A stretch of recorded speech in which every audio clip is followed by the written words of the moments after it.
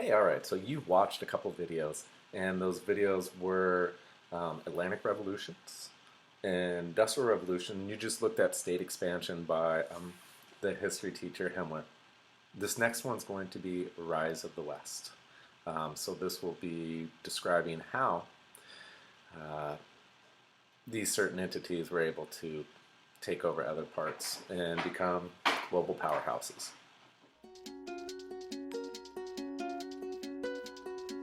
Critically. So today we're going to examine the ways that different historians have tackled a really problematic issue, the rise of the West. So what do rise and West even mean in that phrase? Well, let's go to the thought bubble. So the West is a geographical designation, kind of. It means like Western Europe, North America, and Australia, which as you can see here are west of Asia and also east of Asia. In fact, everything is both east and west of everything else because it's a globe. But the West is also kind of a culture. It's a set of ideas influenced by Judeo-Christian thought and Greek philosophy with a little Enlightenment rationalism and Adam Smith's economics thrown in. Anyway, it's complicated, like all civilizations that span multiple continents, but most of you at least have an idea in your head when I talk about the West. And then there's the question of what we mean by rise when we talk about the rise of the West, which leads us back to the philosophical question of the nature of history itself. I mean, is history a series of rises and falls, like the story of the Roman Empire, or is it cyclical, like the Mandate of Heaven narrative that we saw when we looked at early Chinese history? So you could say, in fact, that the phrase itself, the rise of the West, is a little bit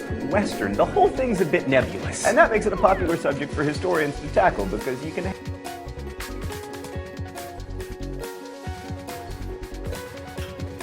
Welcome. We are going to be looking at some ideas that Hank Green presented in his little mini synopsis and crash course in world history. Good times, yeah. Well, first and foremost, we're going to go through 5 different historians.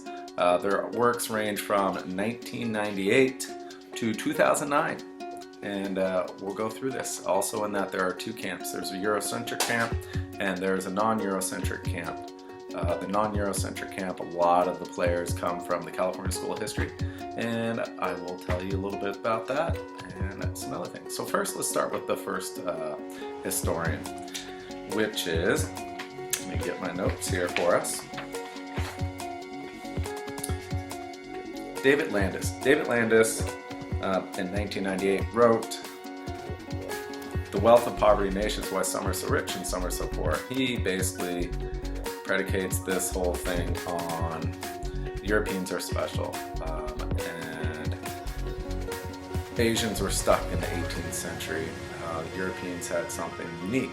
This is also accentuated in Jones. Jones' first edition comes out in 1987, but he puts his 3rd edition out in 2003. Jones and Landis, specifically Jones, can be called Weberian. Mark Weber was a German sociologist theorist who articulated that because Europeans were Protestant, they had a specific niche work ethic, which made them more productive than other people on the globe, such as Africans or Asians. But we know that's not true, but he articulates that. So let's go into Jones's argument in his monograph or his book. Jones, the European Miracle, there it is right there, very Weberian. He talks about the economic long-term changes. Jones argues that because of certain fertility rates and the utilization of economics, that Europe was able to move forward, where Asia had higher fertility rates and had different economic practices, which created a divide. Both of these historians' arguments are Eurocentric, which came rise to the non-Eurocentric camp. The first person is Pomerantz and The Great Divergence. Pomerantz wrote his book in 2000, and this was really the movement into a non-Eurocentric camp, which has moved over the last decade and a half to discuss the rise of the West.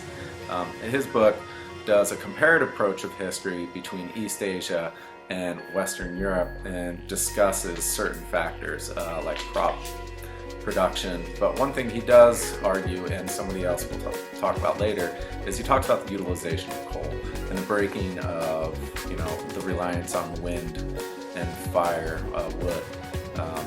The English were the first to utilize this in a different way, whereas in China they use coal, but not to the same degree. After that, we would move into looking at Marx. Marx, The Origins of the Modern World. He talks about utilization of historical contingencies and conjunctures, where things come together and are contingent upon each other.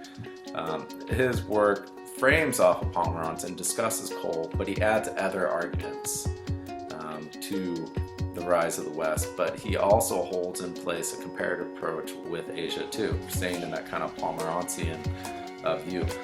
Last but not least, we're going to be looking at Goldstone. Goldstone, some would critique him saying he is Weberian or Jonesist, but he's not. Goldstone talks about the rise of the West, and in there he talks about how, excuse me, I had to get my screen back on.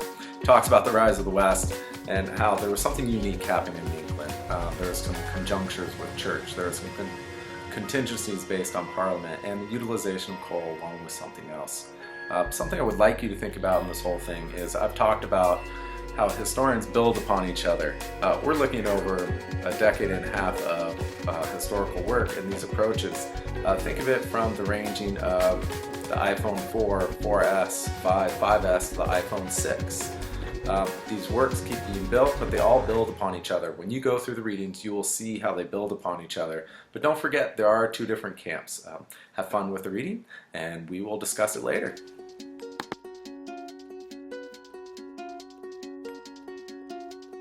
Quantifiable with what is important. Also, when we ask the question about why the West rules or why Western nations have succeeded, what are we going to do with the answer? Is it for Westerners to congratulate ourselves on a job well done, or to explain away the astonishing inequality in the world as being so deeply rooted in the past as to make any efforts to fix it futile? I'd like to think that by understanding what has made the West more successful in certain ways, we can formulate policies that will lead to a general improvement, at least in those ways, around the world. But we've tried to provide here a series of perspectives on a historical question to emphasize the fact that all history has its perspective. It's common to use mathematical measures to analyze contemporary world problems and attempt to find solutions, and that's a good thing in many ways. But when it comes to history and politics, mathematical formulas also have their perspective. And we need to remember that each of those perspectives is necessarily biased to look at some things and not others. Whether it's Crash Course or your world history textbook, it's important to remember that bias is inherent